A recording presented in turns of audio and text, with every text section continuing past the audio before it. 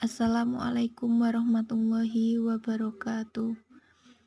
Bersama saya Isti Musyarofah NIM 2307017017004. Pada kesempatan kali ini saya akan melanjutkan materi berikutnya, yaitu tentang isometrik langsung dan isometrik lawan. Marilah kita perhatikan terlebih dahulu definisi 2.2. Misalkan P1, P2, P3 adalah ganda 3 titik yang tidak kolinear. Kolinear itu apa? Kolinear itu terletak dalam satu garis lurus. Apabila urutan perputaran P1, P2 ke P3 sesuai dengan perputaran jarum lonceng, maka P1, P2, P3 disebut memiliki orientasi negatif. Sedangkan apabila urutan perputaran P1, P2 ke P3 berlawanan dengan perputaran jarum lonceng, maka P1, P2, P3 disebut memiliki orientasi positif. Untuk lebih jelasnya memaknai dari definisi di atas, marilah kita pelajari contoh berikut ini. Misalkan diberi 6 buah titik. Perhatikan gambar 2.4. Karena urutan perputaran A, B, ke C berlawanan dengan perputaran jarum lonceng, maka A, B, C berorientasi positif. Sedangkan jika urutan perputaran P, Q ke R sesuai dengan perputaran jarum lonceng, akibatnya P, Q, R berorientasi negatif. Kemudian kita lanjutkan ke definisi 2.3. Misalkan T suatu transformasi. T disebut mengawetkan orientasi apabila setiap ganda 3 titik P1, P2, P3 yang tidak kolinear orientasinya sama dengan orientasi dari petanya. Sementara itu, lainnya disebut tidak mengawetkan orientasi. Kemudian definisi 2.4. Suatu transformasi T disebut transformasi langsung jika dan hanya jika transformasi itu mengawetkan orientasi. Sementara itu, transformasi T disebut transformasi lawan jika dan hanya jika transformasi itu tidak mengawetkan orientasi. Dan selanjutnya, definisi 2.5. Isometri langsung adalah isometri yang merupakan transformasi langsung.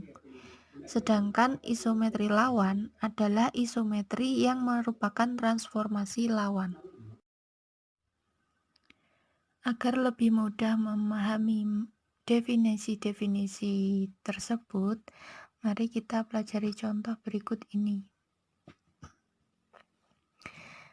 Perhatikan gambar 2.5.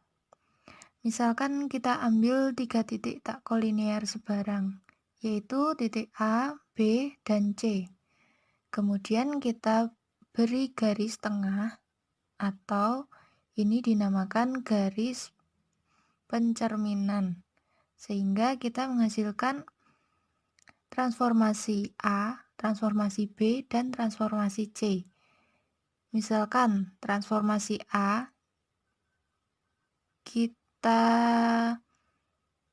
kita tandai dengan A aksen. Kemudian transformasi B dengan B aksen dan transformasi C dengan C aksen. Kemudian kita perhatikan titik A, B, C yang ada di sebelah kanan garis pencerminan. Kemudian kita lihat garis panahnya itu yang melengkung itu. Dari situ kita mengetahui bahwa arah perputaran A, B, ke C itu berlawanan dengan perputaran jarum lonceng. Sehingga A, B, C itu berorientasi positif. Sedangkan yang sebelah kiri, yang A aksen, B aksen, C aksen, kita lihat arah panahnya. Itu menunjukkan kalau perputaran A ke B, A aksen ke B aksen ke C aksen itu searah dengan perputaran jarum lonceng, sehingga A aksen, B aksen, C aksen itu berorientasi negatif. Kemudian kita ingat kembali pada definisi 2.3.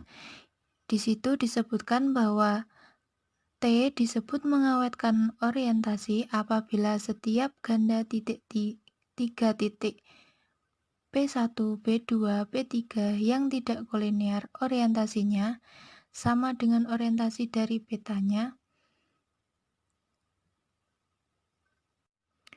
Sementara itu, lainnya disebut tidak mengawetkan orientasi. Jadi, pencerminan pada gambar 2.5 itu mengubah orientasi yang semula berorientasi positif menjadi orientasi negatif. Sementara itu, di definisi 2.4 dikatakan bahwa transformasi T disebut transformasi lawan jika dan hanya jika transformasi itu tidak mengawetkan orientasi. Jadi, pada contoh gambar 2.5 itu merupakan transformasi lawan. Akibatnya, T dikatakan suatu isometri lawan. Begitu juga sebaliknya, suatu transformasi akan dikatakan transformasi langsung jika dan hanya jika transformasi itu mengawetkan orientasi atau tidak ada perubahan orientasi dari petanya.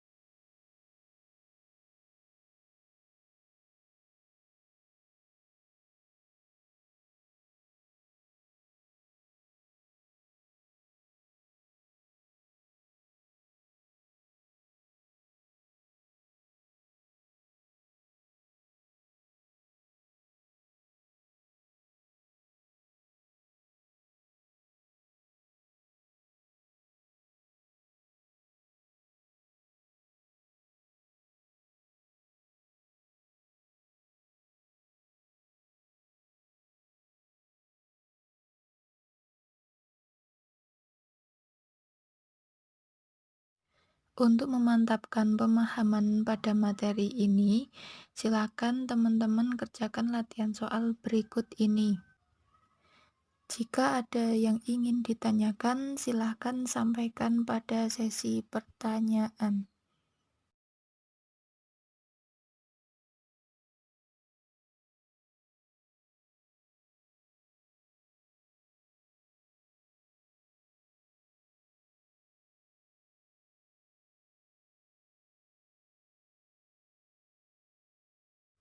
Kurang lebihnya saya mohon maaf. Terima kasih. Wassalamualaikum warahmatullahi wabarakatuh.